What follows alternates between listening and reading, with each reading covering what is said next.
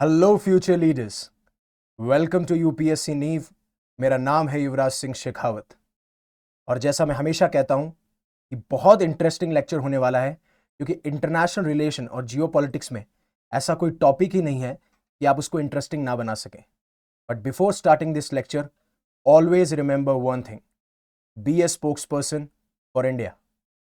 अब जैसे cold war के टाइम पे बहुत सारे थ्रिलर प्लॉट्स हमारे सामने निकल के आते थे, वैसा ही एक प्लॉट अब निकल के आया है जब एक फॉर्मर एक्स केजीबी ऑफिसर ने यह क्लेम किया है कि डोनाल्ड ट्रंप को रिक्रूट किया गया था एज अ रशियन एजेंट और स्पाई इन 1987।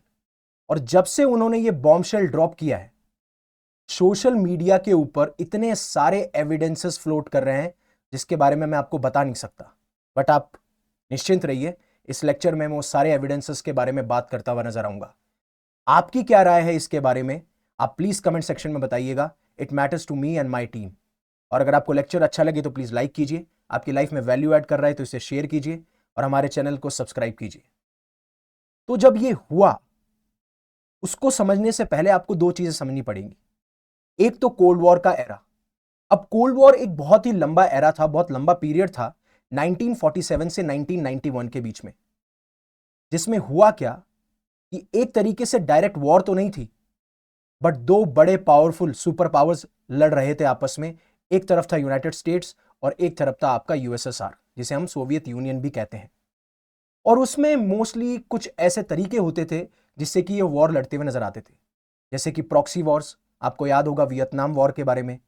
और दूसरा सबसे बड़ा थी एस्पियोनाज, जासूसी करना, ऐसे एजेंट्स, ऐसे स्पाई को रिक्रूट करना जो कि हमें ऐसी क्रूशियल इंफॉर्मेशन दे सके हमारे एनिमी के बारे में। और जब 1991 में सोवियत यूनियन का डिसइंटीग्रेशन हो जाता है तो कोल्ड वॉर एक तरीके से खत्म हो जाती है और फिर यूएसए जो है एक तरीके से सुपर पावर उभर के आता है। अब जो केजीबी हैं, जिसके फॉर्मर केजीबी ऑफिसर ने यह क्लेम किया है और यह बॉम्बशेल ड्रॉप किया है कि डोनाल्ड ट्रंप जो थे उनको रशियन स्पाई और रशियन एजेंट के तरीके से रिक्रूट किया गया था, जिनका कोड नेम था क्रासनोव। अब सबसे बड़ा सवाल ये केजीबी है क्या? केजीबी एक सोवियत यूनियन की फॉरेन इंटेलिजेंस और डोमेस्टिक सिक्योरिटी एजेंसी थी, जिसको 1954 में बनाया गया और 1991 में यह डिसॉल्व हो गई। इसका काम यह था कि सोवियत यूनियन की लीडरशिप को प्रोटेक्ट करना, इंटेलिजेंस को गैदर करना और सबसे इंपॉर्टेंट, कोई भी ऐसी गवर्नमेंट एक्टिविटी जो कि गवर्नमेंट के खिलाफ हो उसको काउंटर करना। और उसके तहत इन लोगों को रिक्रूट किया गया था, जिसमें जो फॉर्मर केजीबी ऑफिसर जो बाद में जाके कजाकिस्तान की जो फॉरेन इंटेलिजेंस एजेंसी है उसके चीफ भी बने, उन्होंने ये चीज बताई। और फिर जो यूक्रेनियन कीव की एक फेसबुक पोस्ट से वहां से निकल के आता है, जिन केजीबी ऑफिसर की मैं बात कर रहा हूं वो है अल्नूर मुसाविव। तो वो ये कहते हैं कि 1987 में मैंने जो यूएसएसआर जो था उसका जो केजीबी डिपार्टमेंट था उसके 6 डिपार्टमेंट में काम किया था। इस 6 डिपार्टमेंट का काम यह था कि आपको स्पाइस को एक्वायर करना है और सबसे डिफरेंट स्ट्रैटेजी इसकी यह थी कि हमें ऐसे इंफॉर्मेशन के सोर्सेस फाइंड आउट करने हैं जो कि कैपिटलिस्ट कंट्रीज में बिजनेसमैन हो। तो यहां से आप ये लिंक बना सकते हैं कि जो ये डिपार्टमेंट था जिसका जो काम था कि हमें ऐसे इंफॉर्मेशन चाहिए, ऐसे सोर्स ऑफ इंफॉर्मेशन चाहिए जो कैपिटलिस्ट कंट्रीज में बिजनेसमैन हो, तो यहां से आप लिंक कर सकते हैं डोनाल्ड ट्रंप को भी, क्योंकि उस टाइम पे डोनाल्ड ट्रंप ने यूएसएसआर यानी सोवियत यूनियन की विजिट भी की थी अपने एक रियल एस्टेट प्रोजेक्ट के लिए।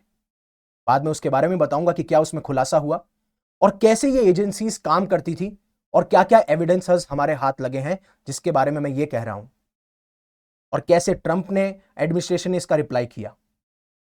अब ये अल्नूर मुसावे हैं कौन? अब आपने ये तो देख लिया कि ये फॉर्मर यूएसएसआर के केजीबी ऑफिसर थे जिन्होंने ये क्लेम किया है। इनकी जर्नी 1979 में बिगिन होती है जब इनको सोवियत आर्मी में इनका दाखिला हुआ। वहां से 1 साल के बाद में ये ग्रेजुएट होते हैं केजीबी स्कूल से और इनका काम शुरू हो जाता है काउंटर इंटेलिजेंस का, जो मैंने आपको बताया कि केजीबी का क्या काम था। 1980 से 1986 में बहुत सारे मिशंस में इनका इन्वॉल्वमेंट रहा, चाहे से वो इराक के अंदर हो।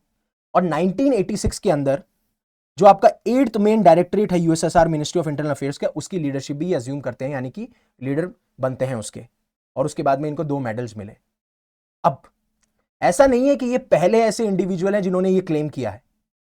एक और एक्स केजीबी ऑफिसर हैं यूरी शिवेत, उन्होंने 2021 में यह बोला था कि लगभग 37 साल से ग्रूम किया जा रहा है डोनाल्ड ट्रंप को एज ए रशियन एजेंट और रशियन स्पाई। और उन्होंने कहा कि जब मेरे को डेपुटेशन पे भेजा गया वॉशिंगटन में 1986 में, तो ये ट्रंप को कंपेयर करते थे कैम्ब्रिज 5 से।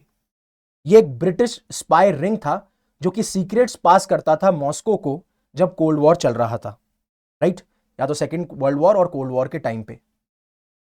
अब आगे क्या एविडेंसेस हैं, कैसे रिक्रूटमेंट हुआ, कैसे विजिट करी डोनाल्ड ट्रंप ने। उससे पहले अनअकैडमी आपके लिए लेके आया flat 60% of on all the courses. अगर आप हमारे साथ जुड़ना चाहते हैं, ये बहुत ही अफोर्डेबल प्राइस है। हमारे पास में इंडिया के टॉप एजुकेटर हैं जो आपकी जर्नी को और स्मूथ, इफेक्टिव और एफिशिएंट बनाएंगे।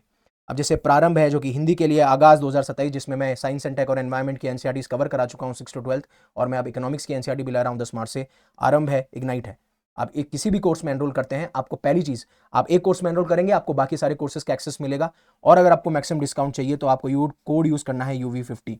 अगर आपको कोई प्रॉब्लम आती है आप कमेंट सेक्शन बता सकते हैं, डिस्क्रिप्शन में आपको लिंक मिल जाएगा। और जो लोग जिन्हें सीसेट में वो अंडर कॉन्फिडेंट फील करते हैं, वो एक बार फेल हो चुके हैं, तो मधुकर कोटावे सर ने एक पर्सनलाइज कोड डिजाइन किया है ओनली फॉर 2999, जिसमें कि आप इस कोर्स को अवेल कर सकते हैं। अब ये रिक्रूटमेंट मिशन चालू कहां से होता है, तो अगर मुसावे की बात माने, जो कि फॉर्मर केजीबी ऑफिसर हैं, उन्होंने बोला कि ये रिक्रूटमेंट हुआ 1987 के टाइम पे, जब डोनाल्ड ट्रंप ने विजिट किया सोवियत यूनियन को।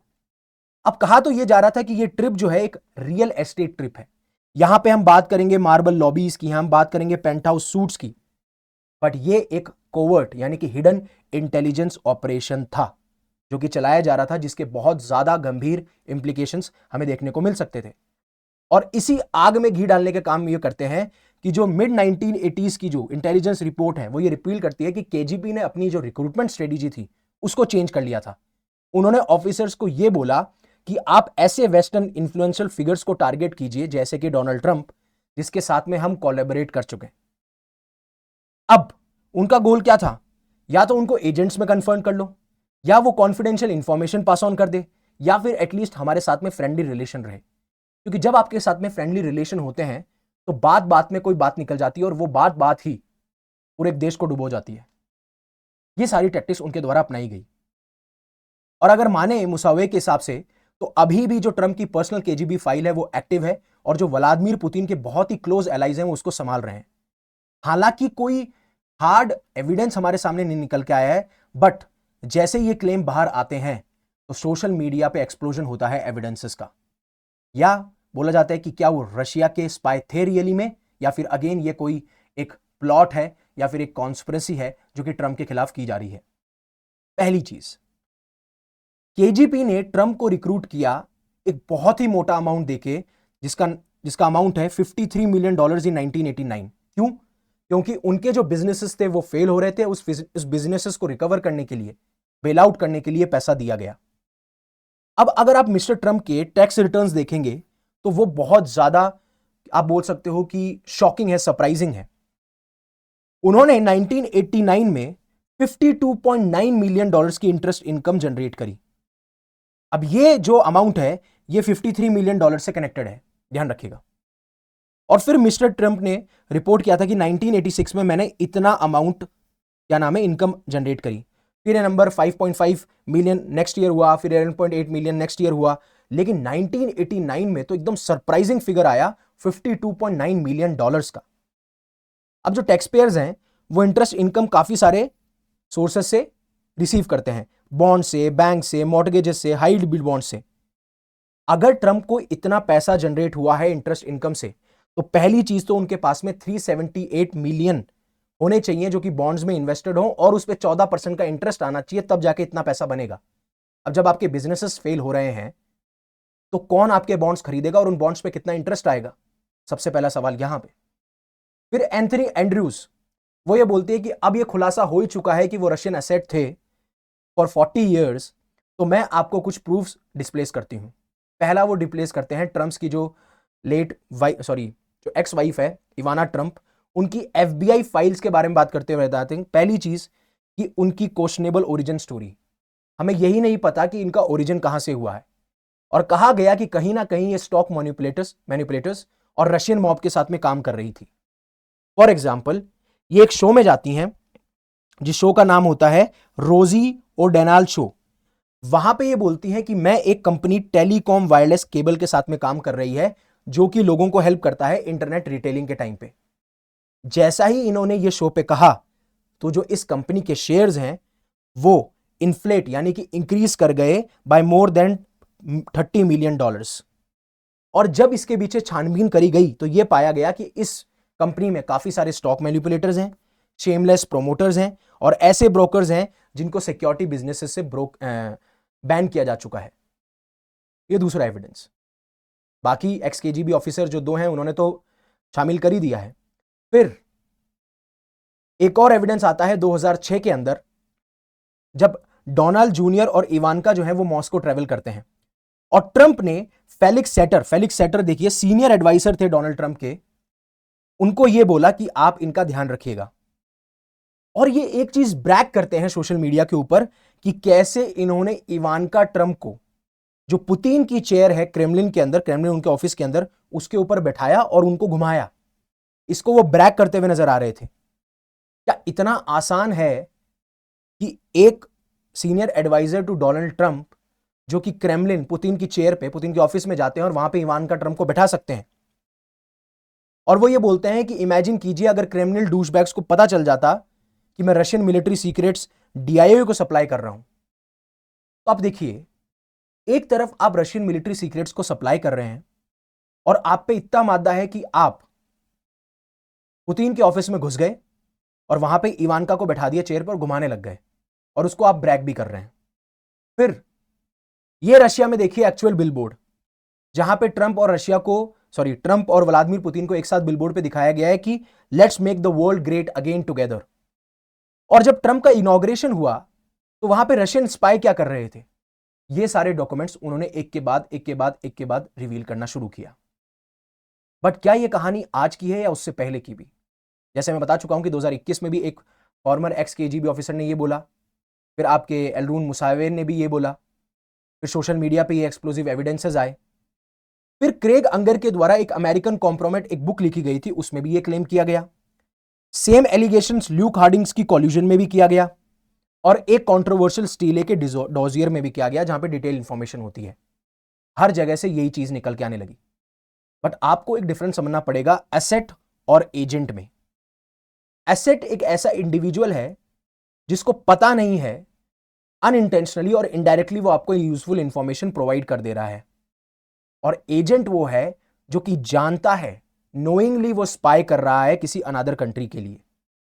तो कहा ऐसा जाता है कि ट्रंप स्पाई और एजेंट होने से ज्यादा वो एक तरीके से एसेट थे, एक फ्रेंडली रिलेशन थे उनके। लेकिन एसेट्स को यूज कैसे किया जाता है? अब जब आप उनके साथ में वार्तालाप रखेंगे, बातचीत रखेंगे, फ्रेंडली रिलेशंस रखेंगे, तो कहीं ना कहीं से आपको गॉसिप और इंफॉर्मेशन उस डिस्कशन में मिल ही जाएगी और उन्हें यह पता ही नहीं चलता कि कब उनके मुंह से ऐसी इंफॉर्मेशन निकल जाती है। जैसे कि अगर कोई मैस्यूज आप मसाज दे रही है रशियन ओलिगार्क्स को, तो रशियन ओलिगार्क्स हो सकता है बातचीत के दौरान कोई वैल्यूएबल इंफॉर्मेशन पास ऑन कर दे और काफी सारे एसेट्स रियलाइज ही नहीं करते कि वो ऐसी इंफॉर्मेशन पास कर चुके हैं। बट क्या ट्रंप रियली में स्पाई हो सकते हैं? मेरा मानना यह है स्पाई तो नहीं हो सकते, बट हां एसेट के तौर पे शायद यूज किया जा सकता हो। अगर ऐसा है, पहली चीज तो कोई एविडेंसेस, हार्ड एविडेंसेस हमारे सामने नहीं है, बट हां अगर ऐसा है तो उन्हें यूजफुल फूल, तो जैसे ये जेलेंस्की को एक इडियट कहते हुए नजर आते हैं, डिक्टेटर विदाउट इलेक्शंस कहते हुए नजर आते हैं, कॉमेडियन कहते हुए नजर आते हैं, आज उन्हीं के बारे में ये बात की गई है कि वो एक तरीके से यूजफुल फूल है जो रशिया के इंटरेस्ट में काम कर रहे हैं। हो सकता है कि उनका पर्सनल गेन कुछ ना कुछ हो और उसी वजह से वो एक फ्रेंडली रिलेशन रशिया के साथ में रखते हैं।